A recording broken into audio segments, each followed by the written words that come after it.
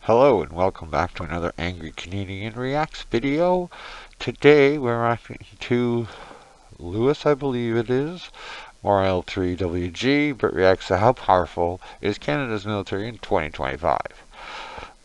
A year late, but better late than never. I'll be honest, I'm curious because I don't keep up to date on our military. We have one. Do we have nukes? I don't know.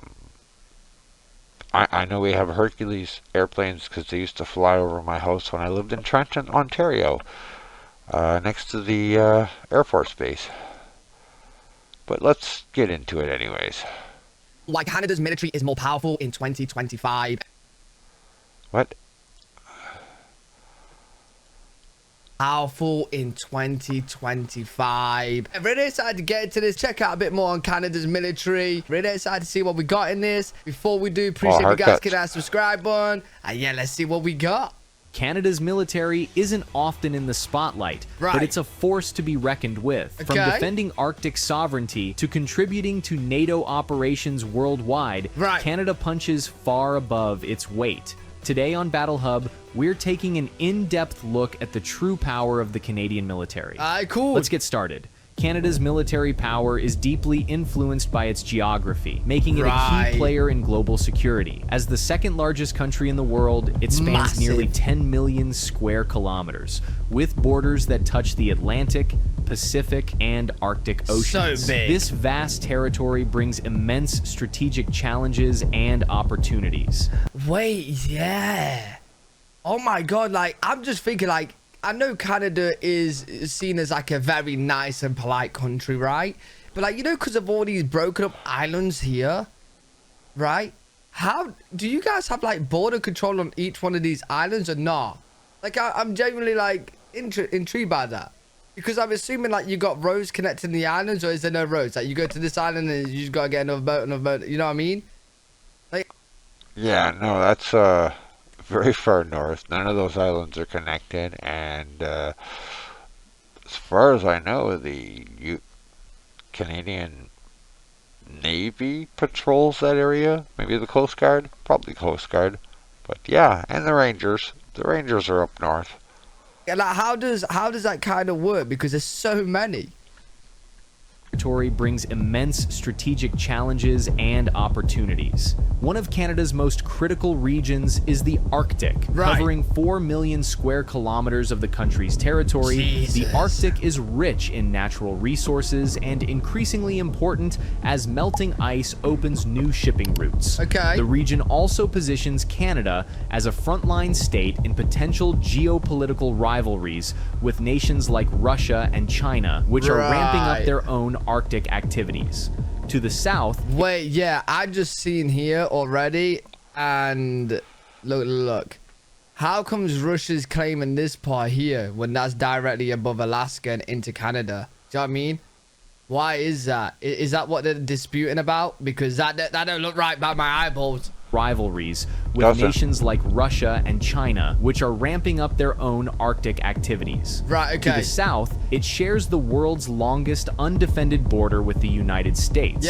This unique partnership underlines the importance of joint defense initiatives like NORAD, which provides air and missile surveillance across North America. NORAD ensures that Canada and the US work seamlessly to detect and respond to any threats, including incursions into their shared airspace. Canada's proximity to the Atlantic and Pacific Oceans also makes it an essential player in securing maritime routes. With global trade increasingly reliant on these waters, the Royal Canadian Navy plays a pivotal role in ensuring that international shipping lanes remain secure from piracy and other threats. Wait, what? Has that ever been a problem near like Canada, like in the shipping lanes there? With pirates or not? I never thought about that. I didn't think it would happen over there. Now take a closer look at how the Canadian Armed Forces are structured to meet these challenges. Right. The Canadian Armed Forces, known as the CAF, are divided into 3 main branches: the Canadian Army, the Royal Canadian Navy, Yep. and the Royal Canadian Air Force. Okay, cool. Together, they make up a total of 68,000 active personnel, Right. with an additional 27,000 reservists ready to support operations when needed. While this may seem small compared to some global powers, Yeah, the active personnel, the number-wise, is small. But in today's world, you don't need a crazy big active personnel, right? Like, if you got the technology and stuff like that and very well trained, you really don't. Because a lot of the war now is like drones. And in a few more years, it's going to be robots. Canada's military compensates with highly professional training, Right. advanced equipment, and Yep. strategic alliances with key partners like NATO and NORAD. Yep, literally the things, yeah, you don't really need an active personnel. Just very good trained troops. Each branch plays Well, no, we could use the 8. We could use it all, but yeah. a crucial role in ensuring the country's security. The Canadian Army is responsible for land-based operations, from armored warfare to humanitarian missions. Right. The Royal Canadian Navy protects Canada's vast coastline and maritime interests, including the resource-rich Arctic. Meanwhile, the Royal Canadian Air Force... Then again, you know what is crazy? Like, Canada's such a big country. Where do you even distribute 70,000 people along, like, in Canada, right? You know, because it's so big, you have just, like, 10 people per, you know, like, I don't know, 20 miles? I don't know. Maintains control So of Canadian airspace, supports No. NATO missions, and conducts surveillance across the Arctic and beyond. Canada's military spending has been steadily increasing in recent years, Okay. with a defense budget of approximately $26.4 billion Right. in 2024. While And you know who is gonna bitch about it, but it's steadily going up. Yeah, it's maybe not the GDP, but it's going up. this amounts to about 1.3% of the nation's GDP, falling short of NATO's recommended 2%. Oh, It really? reflects a growing commitment to modernization and preparedness.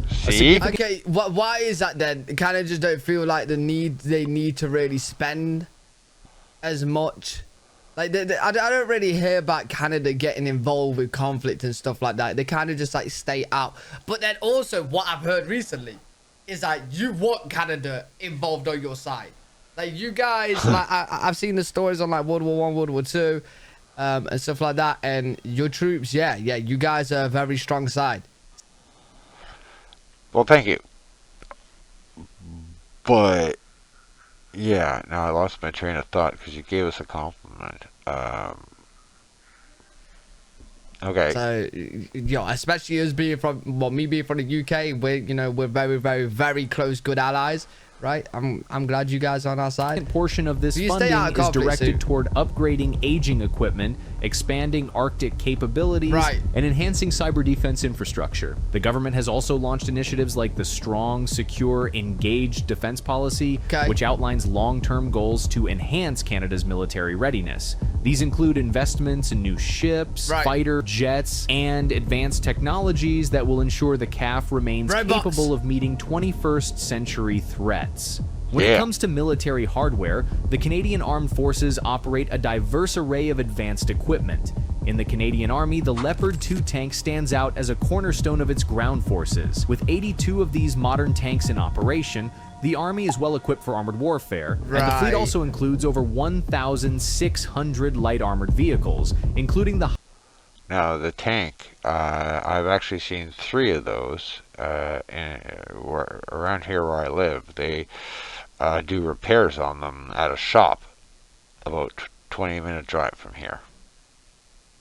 highly versatile LAV-3 and its successor, the LAV-6. Alright, cool. These vehicles are critical for troop mobility and protection in combat zones. The Royal Canadian Navy Hey, what's going on there? But is this like a military game? Yeah. I can't lie, these are really fun to drive. These are really fun to drive. Royal Canadian Navy is another area of strength, boasting 12 Halifax-class frigates that form the backbone of its fleet. Right. These multi-role warships are essential for patrolling Canada's vast maritime territory. The Navy also operates 4 Victoria-class submarines, which provide a crucial underwater presence. Cool. Looking to the future... Yeah, I would assume, like, if Canada's going to focus a lot on something, it would be the waters, right? Since there's so much war around Canada. Canada is investing in 15 new Canadian surface combatants, a state-of-the-art class of warships designed to replace its aging frigates. In the skies, the Royal Canadian Air Force currently flies 86 CF-18 Hornet fighter jets, they look cool, which have been the workhorse of Canada's air defense for decades. However, a major upgrade is on the horizon. Canada has committed to purchasing 88 F-35 stealth fighters, with deliveries expected in the coming years. That's... Are we still getting all of them? I don't know if we're getting all of those. We're getting some.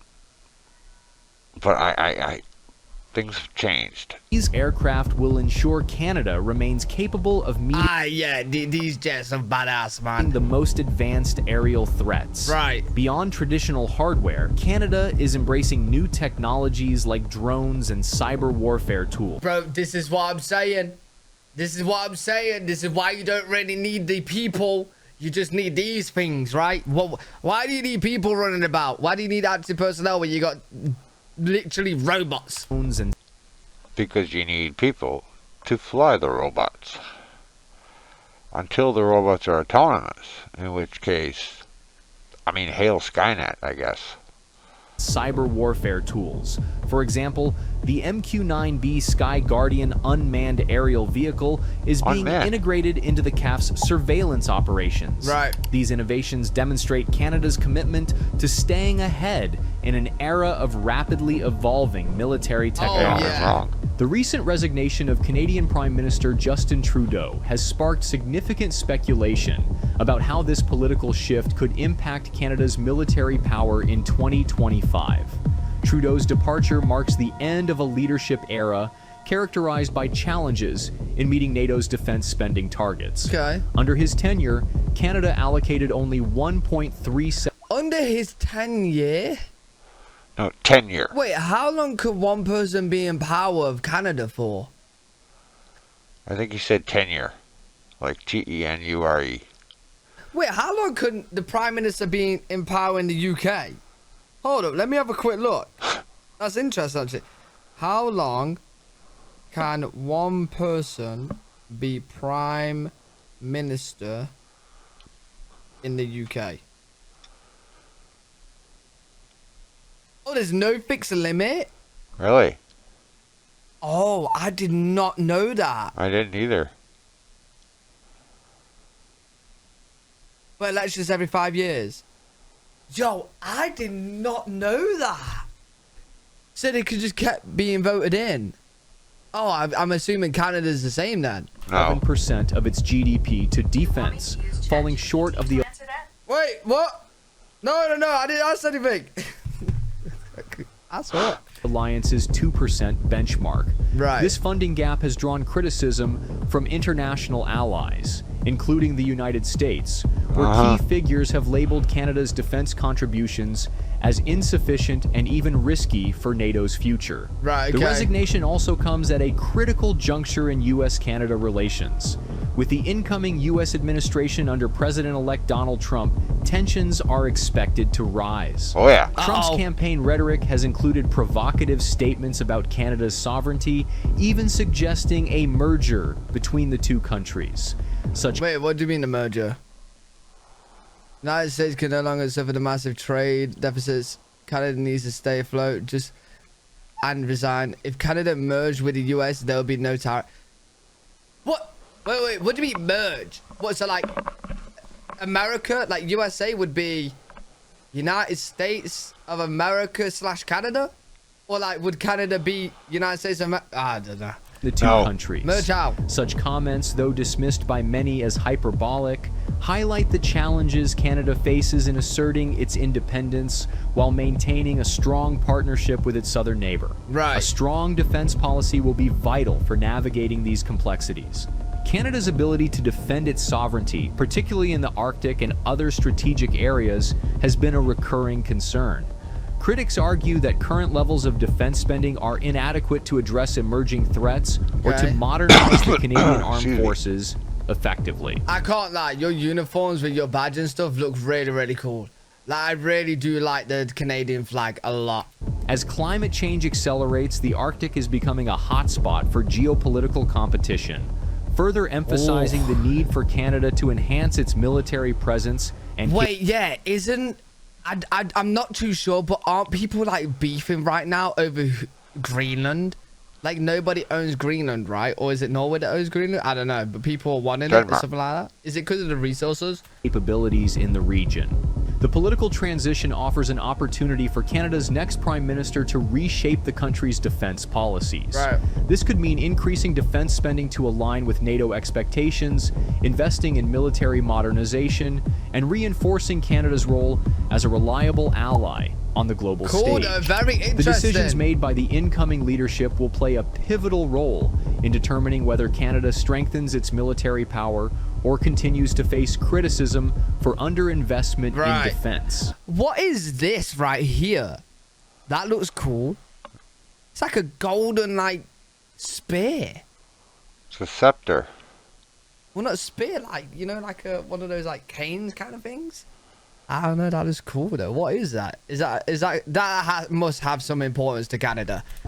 As the world watches this leadership change, the implications for Canada's military and geopolitical standing will depend on the priorities and strategies of Trudeau's successor. Right. The stakes are high, and the decisions made in the coming months will shape the future of Canada's defense posture and its role in the international community.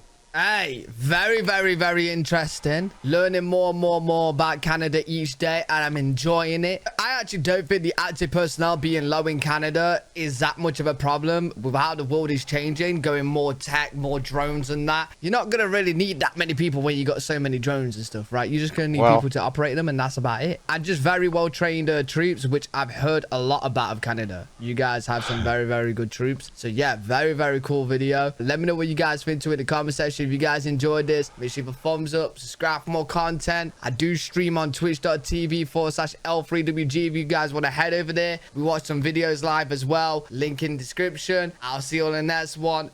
Peace. Alright. So that will just about do it for this reaction. Yeah, I was interested to see that. It's a lot of old information though. So yeah. We'll see you next time.